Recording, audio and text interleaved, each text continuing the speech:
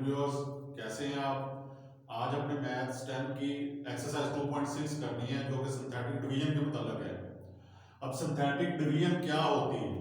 एक तो हम डिवीजन किसी भी पॉलिनोमियल को जब लीनियर कोई भी लीनियर फैक्टर होता है उस पर डिवाइड करते हैं तो वो एक लंबी जो मेथड है वो करते हैं, फिर हम उसका क्वोशिएंट फाइंड आउट करते हैं, रिमाइंडर फाइंड आउट करते हैं। तो यहाँ पर ये डायरेक्ट मेथड है। सिंथेटिक डिवीजन क्या है? डायरेक्ट मेथड है उसका क्वोशिएंट और रिमाइंडर फाइंड आउट करने का। तो इसमें कोफिशिएंट जो भी पॉलिनोमियल दिया गया होता है उसके कोफिशिएंट्स लिख लिए जाते हैं और लीनियर फैक्टर जो होता है वहां से उसको जीरो के ऊपर रख के तो उसका जीरो फाइंड आउट कर लिया जाता है -1। यानी यहाँ पे x + 1 है तो x = क्या हो जाएगा -1। तो इसके जो पॉलिनोमियल जहां पे दिया गया है आपके फर्स्ट पार्ट का पहला क्वेश्चन x² + 7x - 1 एक क्वाड्रेटिक इक्वेशन है। तो इसका x² का जो कोफिशिएंट है वो क्या है 1। जिसका कोई कोफिशिएंट नहीं लिखा होता उसका कोफिशिएंट क्या होता है 1। x का कोफिशिएंट 7 और कांस्टेंट -1। ये हमने कोफिशिएंट्स लिख लिए और वो जो जीरो फाइंड आउट किया है -1 उससे हमने डिवाइड करना है। ये इसका मेथड जो है वो आप समझ लें कि सबसे पहले जो पहला कोफिशिएंट है वो वैसे का वैसे ही नीचे आ जाएगा। 1 है तो ये 1 नीचे आ जाएगा। अब हमने क्या करना है, इस -1 को 1 से मल्टीप्लाई करना है। -1 1 से मल्टीप्लाई होकर जो आएगा आंसर -1 आएगा वो हमने अगले कोफिशिएंट के नीचे लिख देना है -1। अब ये प्लस माइनस किया तो +7 -1 प्लस माइनस माइनस साइन बढ़ेगा लगता है तो 6 आ जाएगा। फिर अब इस -1 को 6 से मल्टीप्लाई करना है। -1 6 से मल्टीप्लाई होगा तो -6 अगले के उसको नीचे लिख देना है -6। अब माइनस माइनस प्लस होंगे और साइन माइनस का -7। अब ये जो एंड पे बचेगा ये हमारा रिमाइंडर है। ये क्या है? रिमाइंडर है। और ये जो दो कोफिशिएंट्स आए हैं यहां पर जितनी डिग्री होगी उस पॉलिनोमियल की उससे आपने एक कम करके लिखना है। यानी कि x² यहां पे इन्वॉल्व है तो उससे कम करके एक आपने पहला कोफिशिएंट x का होगा और अगला जो होगा वो कांस्टेंट होगा। जितनी भी डिग्री यहां पे x की 4 आ जाए आपने बाद में यहां पे 3 आ जाएंगे। जितने यहां पे टर्म्स होंगी उससे एक कम आएगी। यहां पे देखें 1 2 3 टर्म्स हैं, यहां पे 2 आई हैं तो एक आपकी ये x² वाली आपने खत्म कर देनी है। तो नेक्स्ट आपका ये x का कोफिशिएंट होगा, ये 6 का कोफिशिएंट होगा। तो इस तरह से डायरेक्ट हम बता सकते हैं कि अगर हम इस पॉलिनोमियल को इस लीनियर फैक्टर पे डिवाइड करें तो उसका कोशेंट x + 6 आएगा और रिमाइंडर -7 आएगा। ये आप करके भी देख लें। x² -7 + 7x - 1 इसको जब हम x + 1 पे डिवाइड करेंगे तो x को x से स्क्वायर से बनाने के लिए x से मल्टीप्लाई करेंगे तो x² आ जाएगा। फिर x + 1 से मल्टीप्लाई होगा तो +x। ये साइन चेंज हो गए माइनस होगा तो ये 6x - 1। ये x अब 6x बनाने के लिए हम किससे मल्टीप्लाई करेंगे? +6 से। तो ये क्या बनेगा? 6x + 6 + 1 से मल्टीप्लाई होगा तो +6। साइन चेंज हो गए माइनस होने के लिए तो ये -1 -7 यानी कि इतनी ज्यादा डिवीजन करके भी हमें रिमाइंडर वही बच रहा है जो हमने डायरेक्ट सिंथेटिक डिवीजन से फाइंड आउट किया है -7। और कोशेंट भी जो है वो हमारा x + 6। कोशेंट क्या होता है? जो आपका आंसर ऊपर डिवीजन के बाद आता है वो कोशेंट है और जो एंड पे बचता है वो रिमाइंडर है। अब ये फर्स्ट पार्ट का आपका जो सेकंड क्वेश्चन आपके एएनपी के मुताबिक है उसके मुताबिक 4x³ - 5x + 15 ये पॉलिनोमियल दिया गया है। इसको x + 3 लीनियर फैक्टर है उस पे आपने डिवाइड करना है। तो यहां पर एक इंपॉर्टेंट चीज जो आपको समझाने वाली है, मैंने कोफिशिएंट्स बताया था कि पहले क्वेश्चन में कि कोफिशिएंट्स लिखने हैं इनके। तो इसका कोफिशिएंट 4 आ जाएगा। नेक्स्ट x³ के बाद अगली टर्म जो आती है वो x² होती है जो मिसिंग है, जो जहां पे नहीं है x²।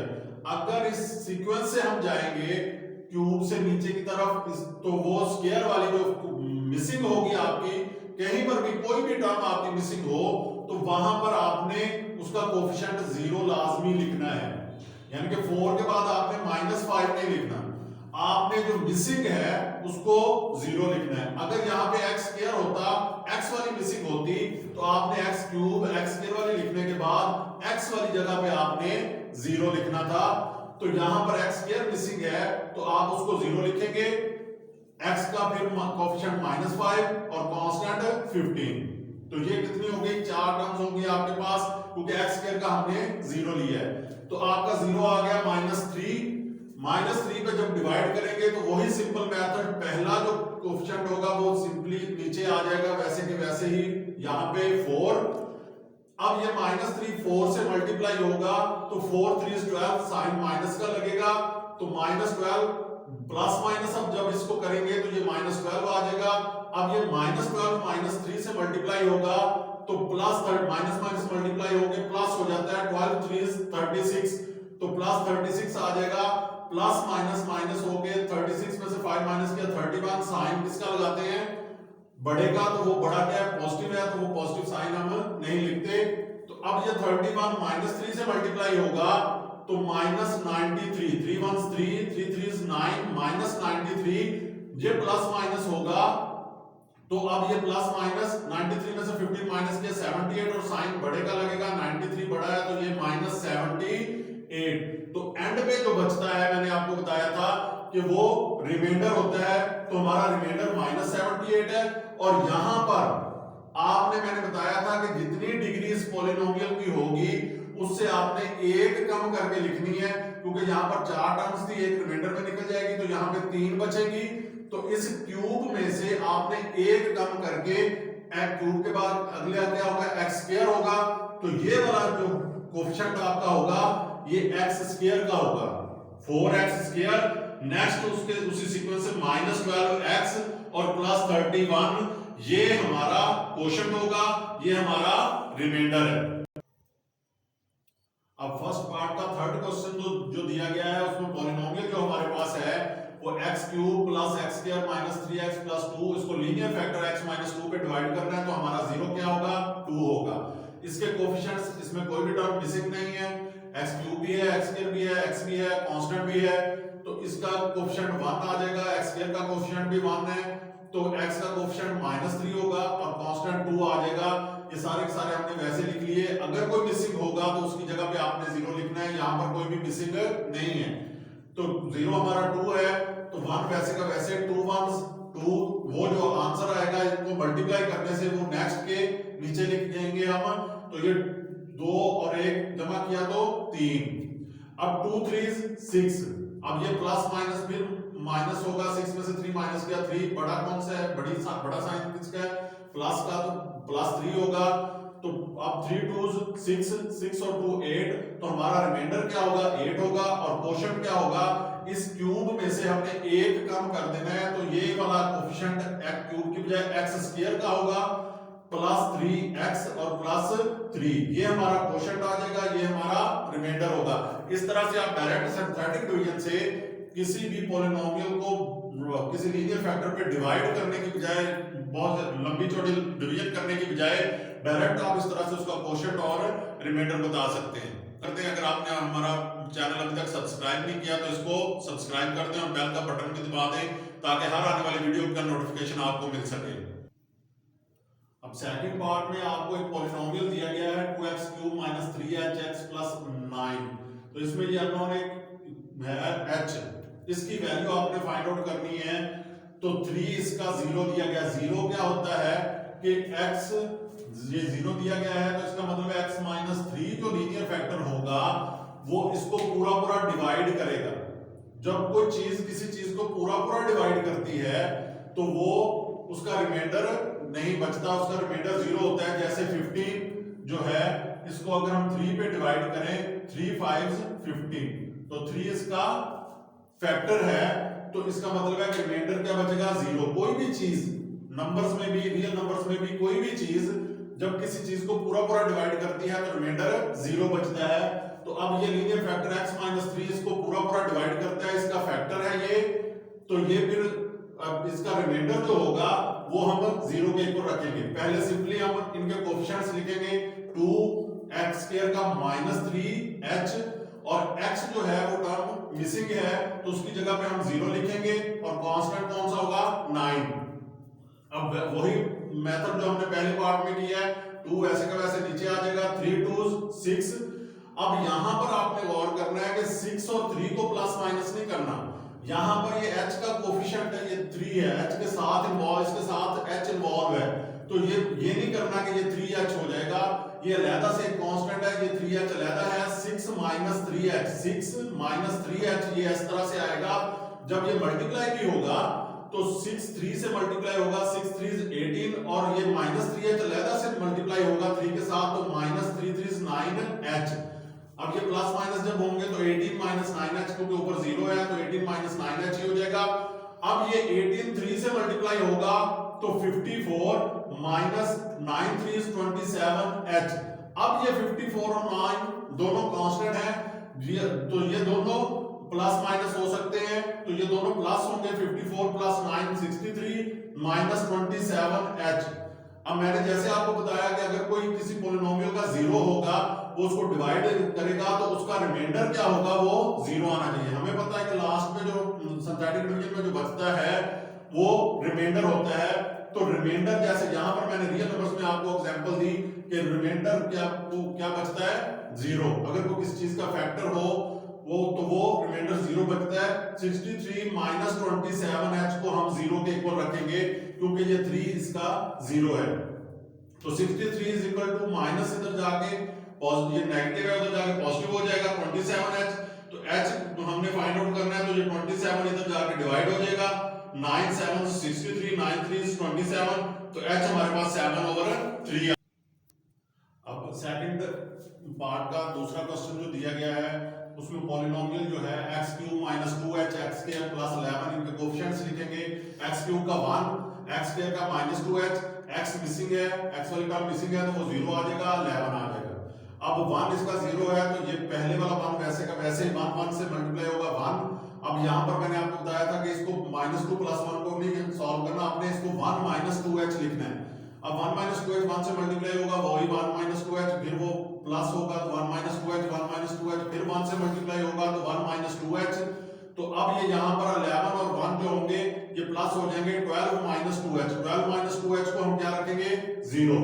तो अब ये 2h यहाँ पे नेगेटिव है, उधर जाके पॉजिटिव हो जाएगा, 2h = 12, तो h क्या होगा, 2 मल्टीप्लाई हो रहा है, इधर जाके डिवाइड होगा, तो ये 6 h = 6 आ जाएगा।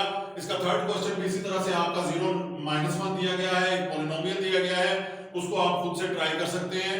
इसी तरह से उसको एंड पे आप रिमाइंडर को 0 रखेंगे तो वहां से h आप फाइंड आउट कर सकते हैं। अब स्मार्ट सिलेबस के मुताबिक आपका फिफ्थ क्वेश्चन है। फिफ्थ क्वेश्चन में क्या है कि अगर आपको कोई भी इक्वेशन दी गई है, यहां पर बाइक्वाड्रेटिक इक्वेशन दी गई, बाइक्वाड्रेटिक जिसकी डिग्री 4 होगी, तो 4 के आपको पता है कि रूट्स कितने आएंगे, 4 आएंगे। जितनी डिग्री होती है किसी भी इक्वेशन की उतने उसके रूट्स आते हैं, उतने उसके आंसर आते हैं। x के यहाँ पर वैल्यूज 4 आएंगी, तो अब हमें उन्होंने 2 दे दी है वैल्यूज, और 2 उन्होंने कहा सिंथेटिक डिवीजन से इसको सॉल्व करें और 2 हम फाइंड आउट करें।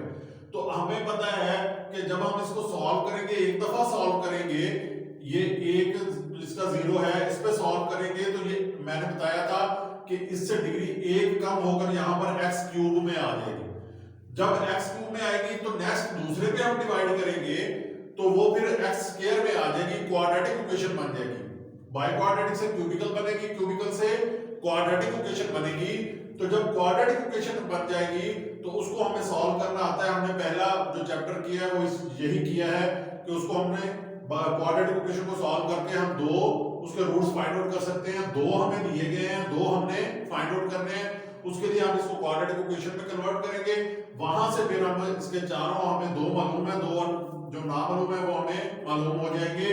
तो पहले इसको सिंथेटिक डिवीजन से सॉल्व करते हुए इसके कोएफिशिएंट्स लिखेंगे। x³ का 1 है, x³ मिसिंग है तो वो 0 आ जाएगा, x² का -10, x फिर मिसिंग है वो 0 आ जाएगा, तो कांस्टेंट 9 आ जाएगा। तो ये जो 2 हमें दिए गए हैं इसके रूट्स वो 1 है, 1 पे पहले डिवाइड करेंगे, 1 ये वाला 1 वैसे का वैसे ही आ जाएगा, तो 1 1 1, फिर प्लस माइनस किया इसको तो 1 आ गया, 0 + 1 1 1 1 1, ये -10 + 1 प्लस माइनस माइनस ये -9 हो जाएगा, -9 फिर इस 1 से मल्टीप्लाई होकर -9 यहाँ पे लिख दिया, ये ऊपर 0 है तो ये -9 ही रह जाएगा, फिर -9 यहां पे लिख दिया, तो ये देखेंगे ये इसका रूट है, इसलिए इसका रिमाइंडर क्या बच रहा है, 0 बच रहा है। जब कोई भी किसी इक्वेशन का रूट होगा तो उसका रिमाइंडर एंड में क्या बचेगा, 0।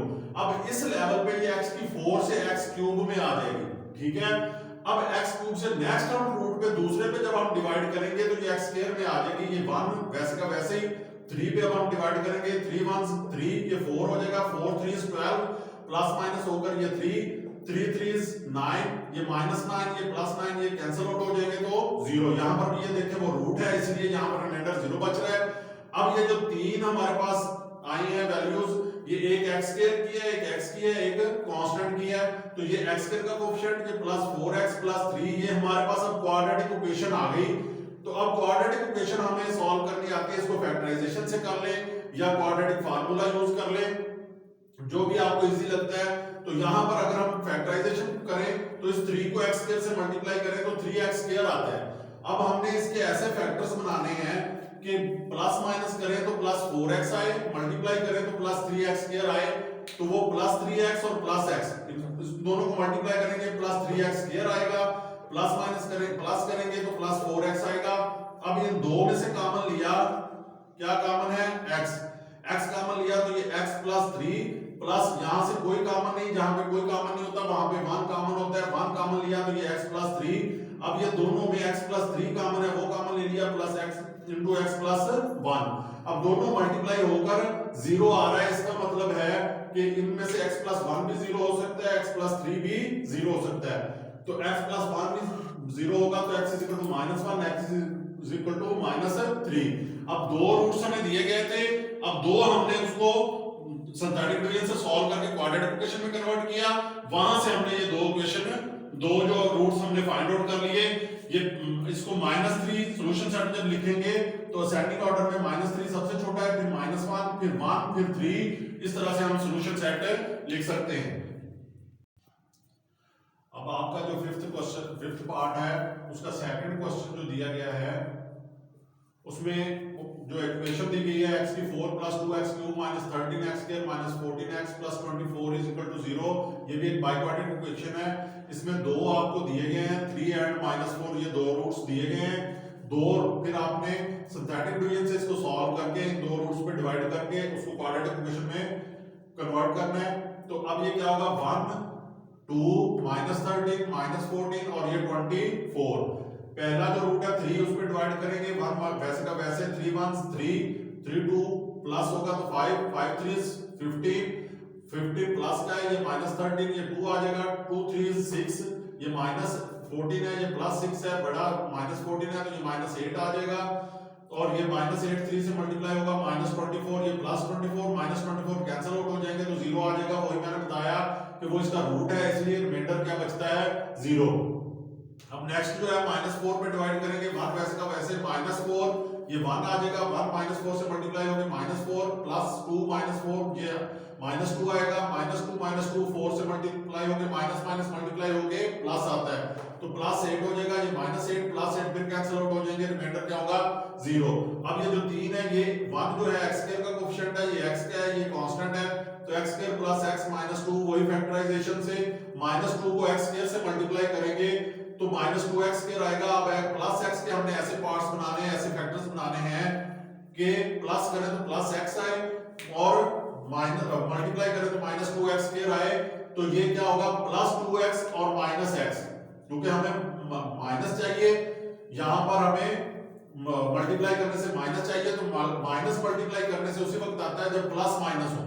माइनस माइनस भी मल्टीप्लाई होंगे तो प्लस हो जाएंगे, प्लस प्लस भी मल्टीप्लाई होंगे तो प्लस हो जाएंगे, इसलिए +2x और -x। अब हमने प्लस किसके साथ लगाना है, 2x और x में से जहां पर हमें प्लस चाहिए तो बड़े के साथ प्लस लगाएंगे और जो छोटा होगा उसके साथ माइनस। तो ये x² + 2x - x - 2 = 0। इन दो में से x कॉमन है तो ये x + 2 माइनस इन दो में से कोई भी कॉमन नहीं तो 1 कॉमन है, तो x जब ये ब्रैकेट लग जाएगी तो ये वाला साइन चेंज होगा, x + 2 = 0। अब ये x + 2 कॉमन है, वो कॉमन ले लिया, × x - 1 = 0। अब ये दो फैक्टर्स मल्टीप्लाई हो रहे हैं तो x + 2 = 0 हो सकता है, x - 1 = 0 हो सकता है, तो यहां से x = -2, x = -1 तो जाके +1 हो जाएगा। अब ये दो रूट्स हमें दिए गए थे, दो हमने फाइंड आउट कर लिए। तो अब ये इसका सोल्यूशन सेट क्या है कि इनमें से सबसे छोटा -4 है वो पहले लिखेंगे, उससे बड़ा -2 है, फिर 1 है, फिर 3 है। असेंडिंग ऑर्डर में इस तरह से हम इसको लिखते हैं। अगर आपको हमारी ये वीडियो अच्छी लगी है तो इसको लाइक कर दें, और हमारे चैनल को अभी तक आपने सब्सक्राइब नहीं किया तो सब्सक्राइब कर दें, बेल का बटन भी दबा दें ताकि हर आने वाली वीडियो का आपको नोटिफिकेशन मिल सके।